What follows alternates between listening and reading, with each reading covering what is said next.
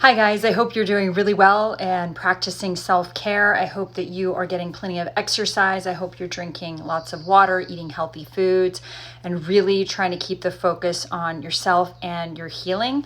I know that when you are first out of these relationships with narcissists or psychopaths or sociopaths or borderline, anyone who has a personality disorder, just a toxic relationship, could be an active addict, you are struggling to break the trauma bond. You probably have cognitive dissonance. Your head is telling you there's a lot of confusion in your brain from the person you thought they were with this to reconcile it with the person that you find out who they are once the mask drops. And that cognitive dissonance can be very disconcerting. Also, if you're with a manipulator, you have probably been subjugated to or a recipient of gaslighting, where you are being told that your reality is not true, that what you saw you didn't see, what you heard you didn't hear.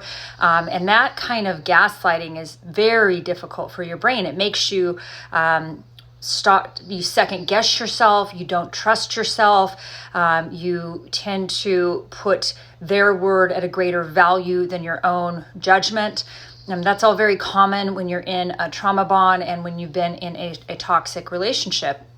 And gaslighting is very, very difficult for your brain to reconcile. If you're with a narcissist, like they're going to keep lying and lying and lying. And sometimes they may tell like a little bit of the truth and then they go back to the lie. There's almost always a tiny bit of truth in their big fat lies. But this is very difficult for the brain. And you're probably dealing with, stonewalling, insincere or no communication, silent treatment, a lot of intermittent reinforcement, which is how they get you hooked in the first place.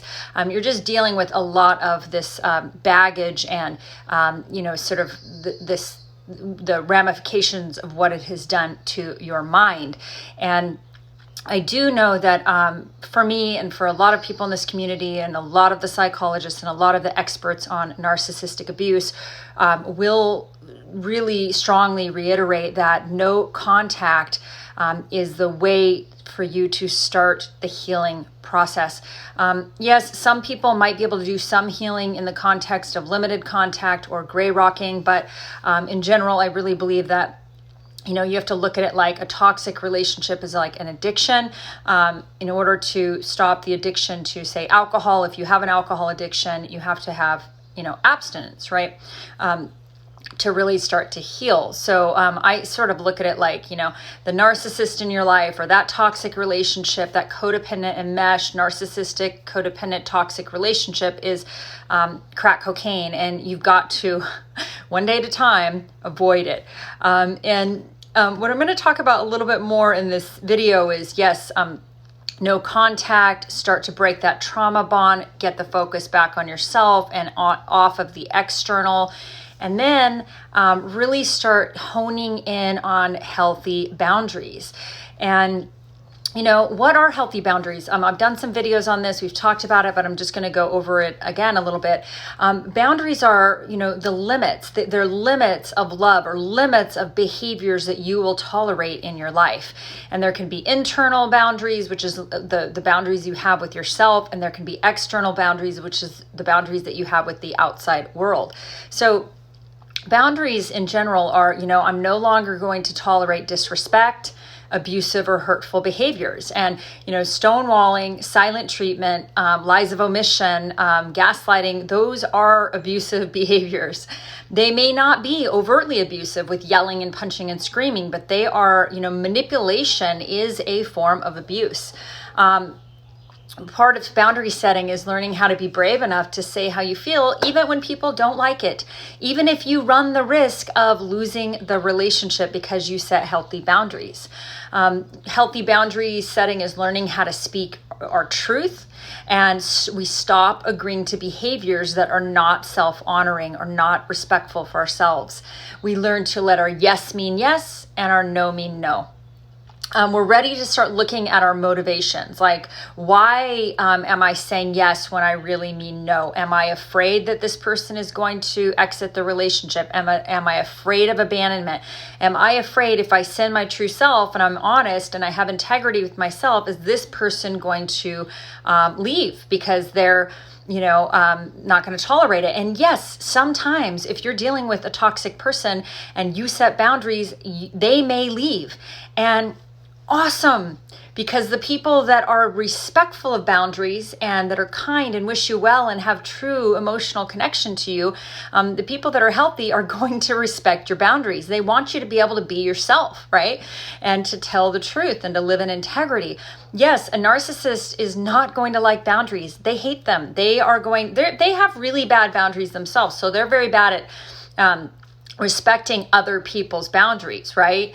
And they're terrible at it. So they don't like no, they really don't. And I don't care how you say no, they are not going to like it. So yeah, you might lose some of the narcissists in your life when you start setting healthy boundaries. Yay! You've got to be, healthy boundary setting is learning how to be okay with walking away from one-sided or non-egalitarian relationships. It means that you're going to start to advocate for your rights and your needs in relationships and speak your truth, even when it is uncomfortable or someone might not like it. You're going to stop letting people take advantage of us for their own selfish ends. Stop letting people use us for their own selfish ways. And then really, we learn how to stop being passive aggressive, how to stop engaging in passive aggressive behaviors to get our needs met, and how to try to be really clear. And of course, this is hard. No, look, there's a reason why there's hundreds of books written on boundary setting. This is hard for all people. This isn't just for people that are codependent or people that are narcissistic, or it's not just for those people. Everyone has some level of struggle with setting boundaries and sending their true, authentic self to relationships. This is not easy for anyone. So, part of healthy boundary setting is we learn how to say what we mean rather than what we think other people want to hear. And in order to do that, we have to really tune in to what we need, what we want, what our goals are, what our core values are, and make sure that when we're engaging in behaviors, we're in alignment with our core values and we're living in integrity. We stop saying what we think others want to hear, and we say what we will do if people stop treating us in a particular way, right? So sometimes that doesn't mean we can control them. No, it means, hey, if you don't stop doing this, I'm going to exit the relationship. Hey, if you don't stop cheating, I'm going to exit the relationship. Or hey, if you can't let go of that affair partner, I'm going to let go of this relationship, right? That's it. Somewhat extreme, but not if you're dealing with a narcissist.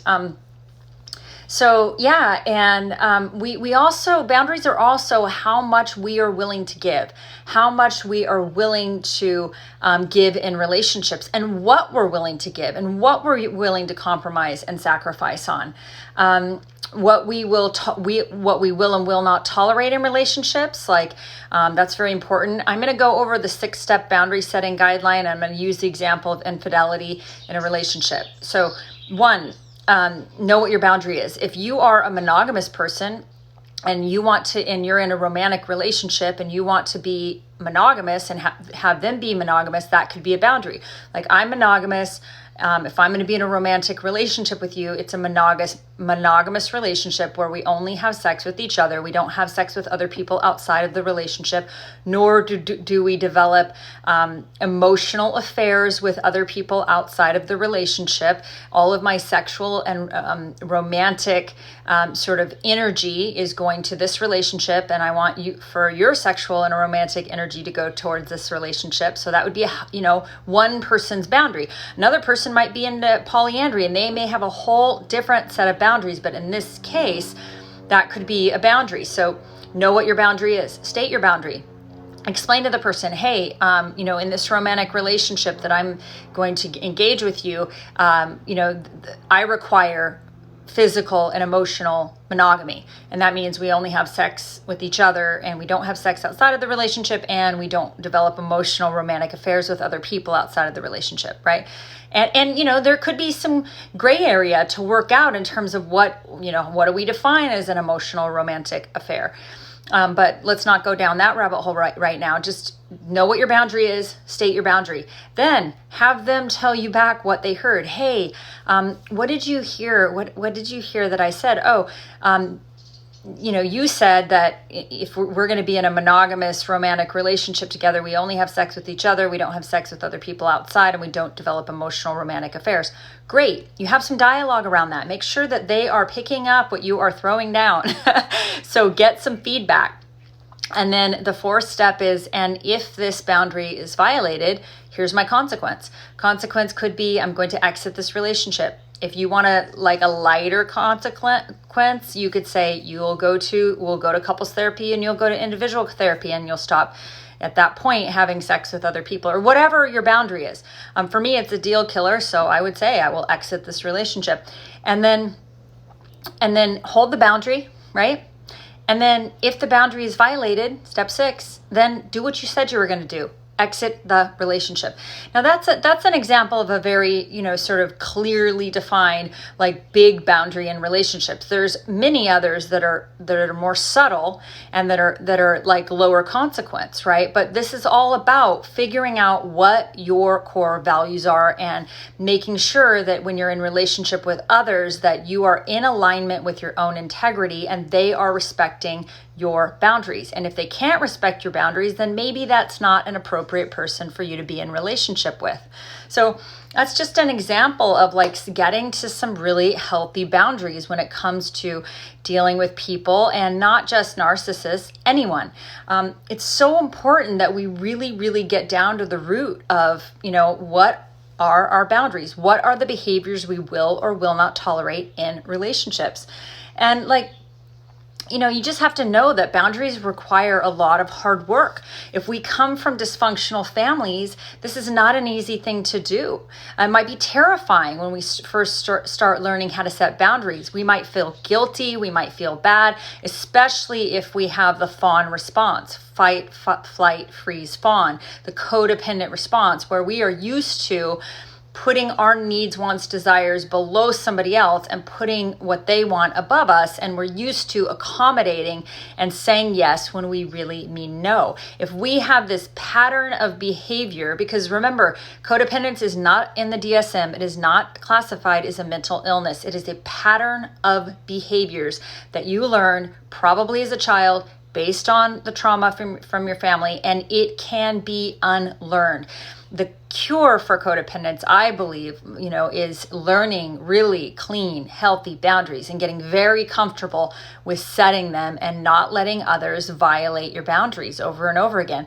I mean, sometimes you can't stop somebody from violating your boundaries the first time, but if you repeatedly are in relationship with somebody who's repeatedly violating your boundaries over and over again, that is an issue.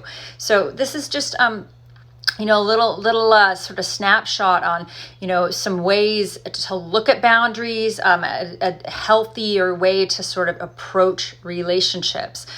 So I hope you guys are doing really well, practicing radical self-care, doing excellent work to take care of yourself. I hope you're seeing a trauma therapist. I'm a big fan of EMDR, and definitely I want to mention the book Healing from Hidden Abuse by Shannon Thomas. I think that is a fantastic book to read, that anyone who has survived a toxic relationship with a manipulator, it's a very good book to read. So I hope you guys have a wonderful day, and I will check in soon. Bye-bye.